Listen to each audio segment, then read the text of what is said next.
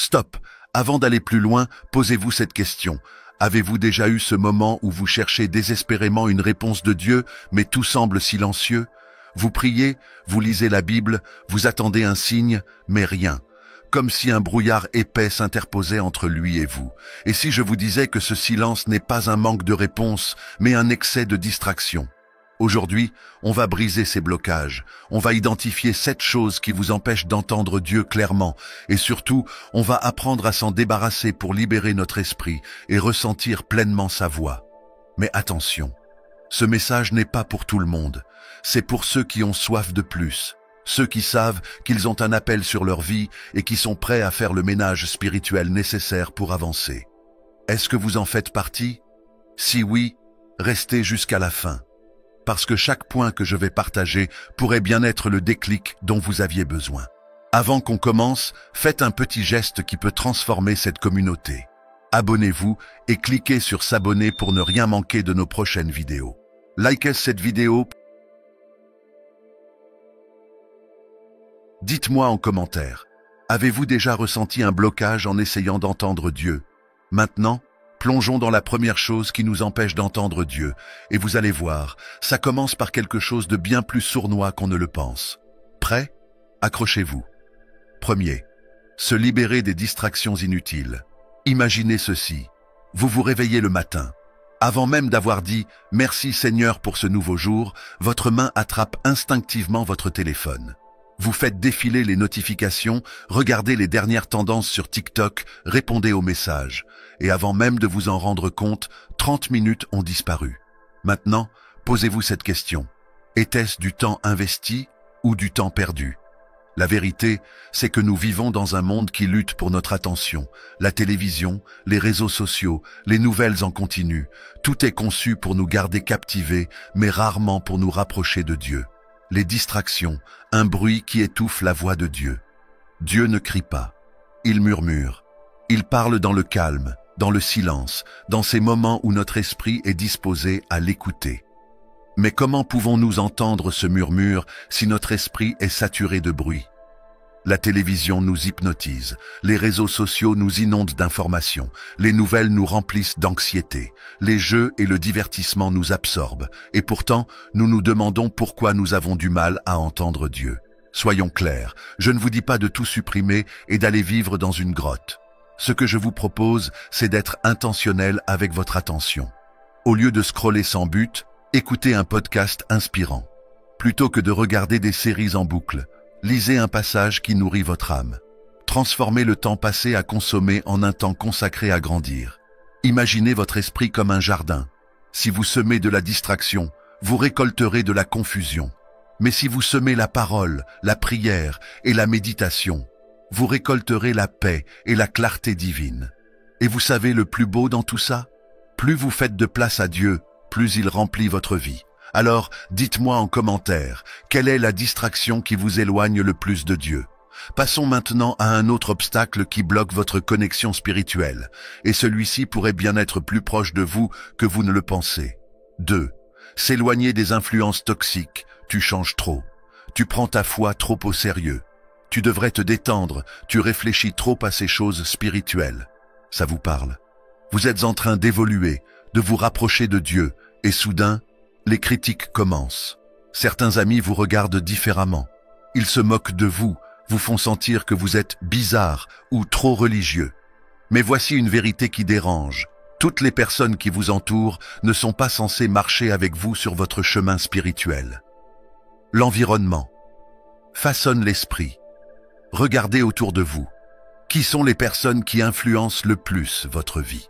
Est-ce qu'elles vous inspirent à grandir dans la foi, à être une meilleure version de vous-même? Ou bien sont-elles une source constante de doute, de négativité et de distraction?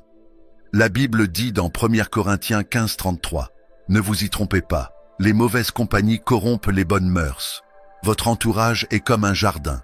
Si vous plantez votre foi dans un sol toxique rempli de doutes, d'insécurité et de critiques, comment peut-elle grandir? » Les relations qui vous éloignent de Dieu. Certaines relations sont comme des poids invisibles. Elles vous tirent vers le bas, vous empêchent d'avancer. Et la pire partie? Parfois, vous ne réalisez même pas leur impact jusqu'à ce que vous vous en éloigniez. Les personnes qui rabaissent vos ambitions spirituelles, ceux qui vous poussent vers des choix contraires à votre foi, ceux qui parlent mal des autres, qui critiquent tout et n'encouragent jamais, les relations qui sèment le doute, la peur et l'indécision en vous. Et pourtant, vous continuez à les fréquenter. Pourquoi? Par peur de la solitude? Par habitude? Choisir son entourage avec sagesse. S'éloigner ne signifie pas haïr, couper tous les ponts ou mépriser ceux qui pensent différemment. Cela signifie protéger votre esprit. Passez plus de temps avec ceux qui vous encouragent dans votre foi. Cherchez des personnes qui vous élèvent, qui prient pour vous, qui veulent vous voir grandir. Faites de la place pour les relations divinement alignées avec votre destinée. Jésus lui-même s'est entouré de disciples qui partageaient sa vision. Pourquoi pas vous? Maintenant, posez-vous cette question. Y a-t-il des personnes dans votre vie qui vous freinent plus qu'elles ne vous élèvent?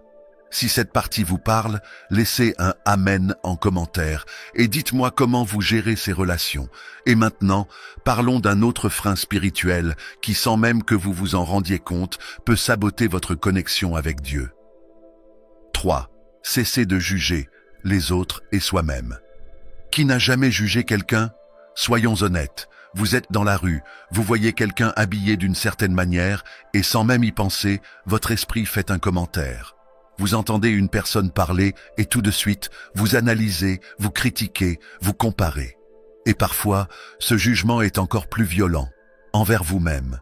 Je ne suis pas assez bien. Pourquoi est-ce que j'échoue toujours?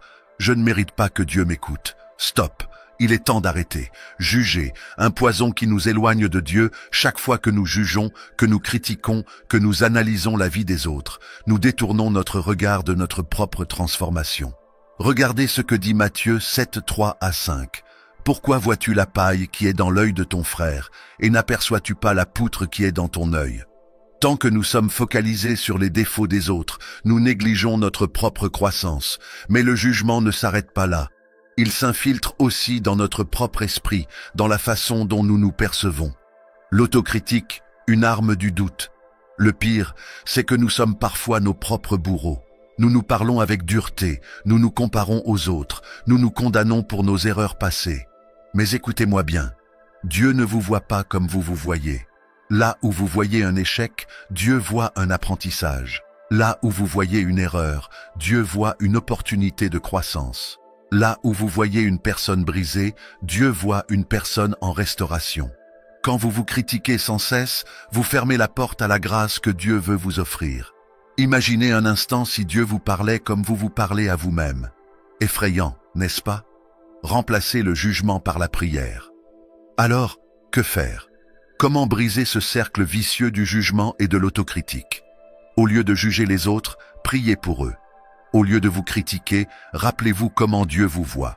Pratiquez la compassion envers les autres et envers vous-même. Et si, au lieu de condamner quelqu'un, vous demandiez à Dieu de l'aider? Et si, au lieu de vous dévaloriser, vous choisissiez de voir la version de vous-même que Dieu construit chaque jour? Parce que voici la vérité, lorsque vous arrêtez de juger, lorsque vous laissez tomber les critiques et le poids des pensées négatives, vous commencez à entendre Dieu d'une façon nouvelle et puissante. Alors dites-moi en commentaire, quelle est la chose la plus difficile pour vous, arrêter de juger les autres ou arrêter de vous juger vous-même? Maintenant, préparez-vous, car la prochaine chose à abandonner pourrait bien être ce qui vous empêche de voir les bénédictions déjà présentes dans votre vie. 4e, ne plus donner trop d'importance aux problèmes. Imaginez cette scène. Vous vous réveillez le matin et immédiatement, votre esprit se met en marche. Comment vais-je payer cette facture ce mois-ci? Et si ce projet échoue? Pourquoi est-ce que cette personne m'a mal parlé hier? La journée n'a même pas commencé et pourtant votre cœur est déjà lourd. Vous transportez un fardeau invisible. Bienvenue dans la prison des préoccupations, esclave des problèmes ou libre dans la foi. Si vous passez votre temps à nourrir vos problèmes, ils grandissent. Si vous passez votre temps à nourrir votre foi, elle grandit. C'est aussi simple que ça. Et pourtant, nous repassons nos soucis en boucle. Nous les partageons à tout le monde, encore et encore. Nous les analysons sous tous les angles, jusqu'à nous épuiser mentalement. Mais combien de fois ces pensées ont-elles réellement apporté une solution? Aucune. Jésus a dit dans Matthieu 6,34, « Ne vous inquiétez donc pas du lendemain, car le lendemain prendra soin de lui-même. » Alors pourquoi perdre votre paix pour des choses que Dieu vous demande de lui confier? Le choix, amplifier le problème ou magnifier Dieu. Vous pouvez parler de votre problème toute la journée ou parler à Dieu pour trouver une solution. Vous pouvez alimenter l'inquiétude ou alimenter votre foi. Mais attention, il ne s'agit pas de nier la réalité des défis. Il s'agit de savoir où vous mettez votre focus. Imaginez un verre d'eau.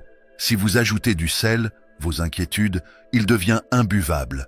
Mais si vous versez plus d'eau, votre foi, le sel se dilue et perd son impact. Plus vous laissez de place à Dieu, moins vos problèmes vous paraîtront écrasants. Prendre un nouveau réflexe au lieu de ruminer, priez. Au lieu de vous plaindre, remerciez pour ce que vous avez déjà. Au lieu d'agrandir votre problème, agrandissez votre foi.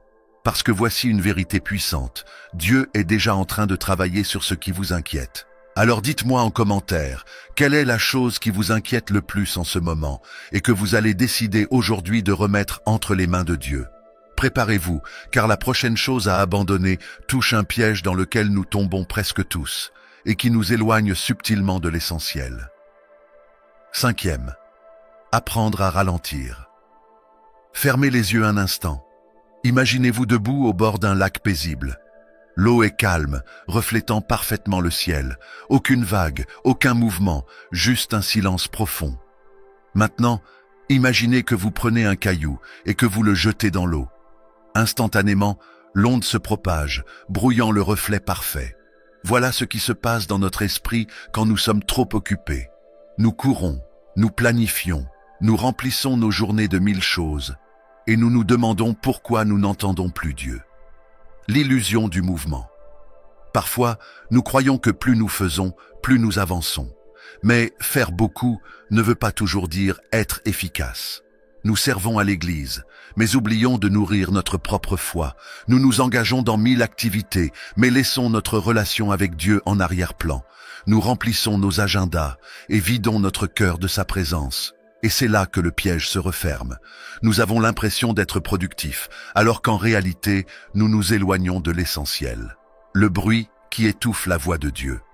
Regardez ce que dit Psaume 46, 10. « Arrêtez et sachez que je suis Dieu. » Dieu ne parle pas dans le chaos, il parle dans le calme. Il ne crie pas, il murmure, il ne nous poursuit pas, il attend que nous nous arrêtions pour l'écouter.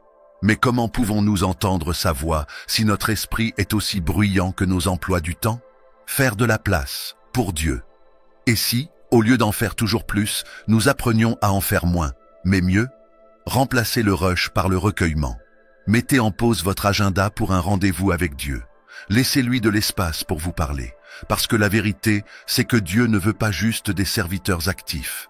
Il veut des fils et des filles qui marchent avec lui. Alors dites-moi en commentaire, avez-vous du mal à ralentir? Quelle est la première chose que vous pourriez mettre en pause pour créer plus d'espace pour Dieu? Le point suivant va vous surprendre, parce qu'il touche une peur que nous avons tous, mais qui nous éloigne de notre véritable mission. 6. Arrêtez de chercher à plaire aux autres. Que vont-ils penser de moi? Et s'ils me jugent? Je ne veux pas être rejeté. Soyons honnêtes. Nous avons tous eu ces pensées.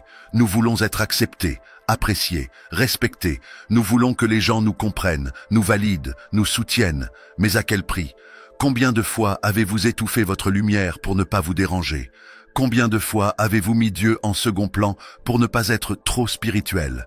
Il est temps d'arrêter. La prison de l'opinion des autres. La vérité, c'est que vous ne pourrez jamais satisfaire tout le monde. Si vous marchez avec audace dans votre foi, certains vous critiqueront. Si vous essayez de rester discret, d'autres diront que vous manquez de conviction.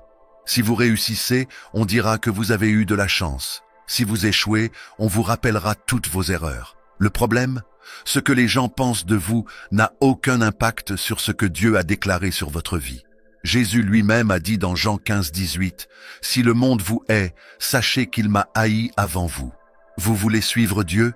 Préparez-vous à être incompris. Mais voici la question la plus importante. Qui sert-on vraiment? Le regard des hommes ou le regard de Dieu? Vivre pour Dieu, pas pour les hommes. Imaginez-vous face à un carrefour. À gauche, le chemin du conformisme. C'est la route facile. Vous suivez la foule, vous ne dérangez personne, mais au fond de vous, vous sentez que vous trahissez votre appel. À droite, le chemin du courage, celui où vous suivez Dieu, même si ça signifie marcher seul par moments, celui où vous assumez votre foi, même si ça dérange. Choisissez.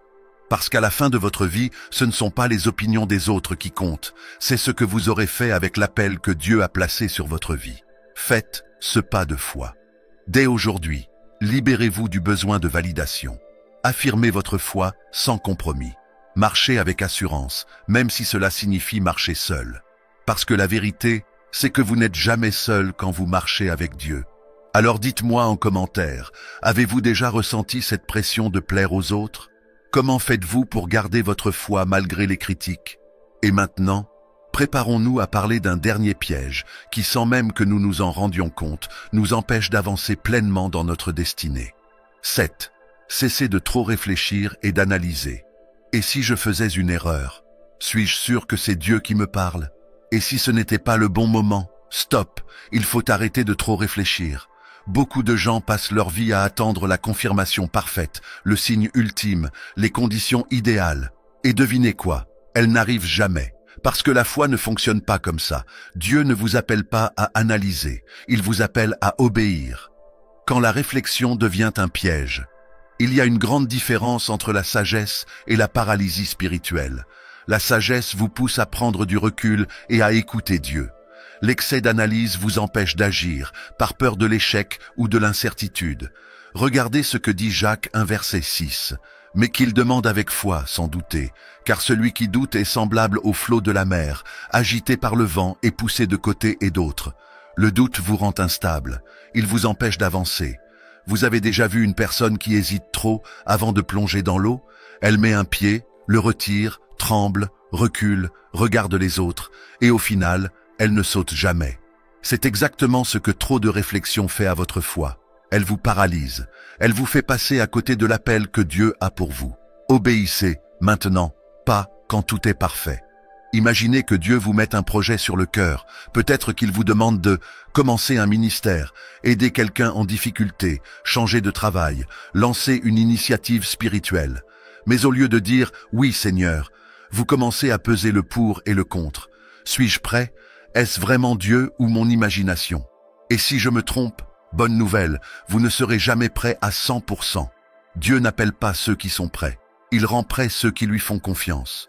Dieu n'a pas besoin que vous compreniez tout. Il a besoin que vous lui fassiez confiance. Regardez Abraham. Dieu lui a demandé de partir sans même lui dire où il allait. Est-ce qu'il a demandé un plan détaillé en 10 points? Non. Il a obéi. Faites ce pas de foi. Dès maintenant, arrêtez d'attendre que tout soit parfait. Faites le premier pas, même si vous ne voyez pas la suite. Faites confiance à Dieu, car il ne vous abandonnera jamais. Parce qu'à la fin, ce ne sont pas les excuses qui comptent. Ce sont les pas de foi que vous aurez osé faire. Dites-moi en commentaire, quelle décision avez-vous retardée à cause de trop de réflexion? Aujourd'hui, qu'allez-vous choisir d'oser? Et maintenant, écoutez bien. Parce que ce que je vais vous dire pourrait bien être la clé qui transforme votre relation avec Dieu à jamais. Si vous souhaitez entendre Dieu clairement, commencez par faire de l'espace dans votre vie. Moins de distractions, plus de silence. Moins d'influences toxiques, plus de connexion spirituelle. Moins de doutes, plus de foi. Dieu est toujours prêt à parler. La question est, sommes-nous prêts à écouter? Si ce message vous a parlé, n'hésitez pas à liker, partager et commenter avec un Amen pour que d'autres puissent en bénéficier. Que Dieu vous bénisse abondamment.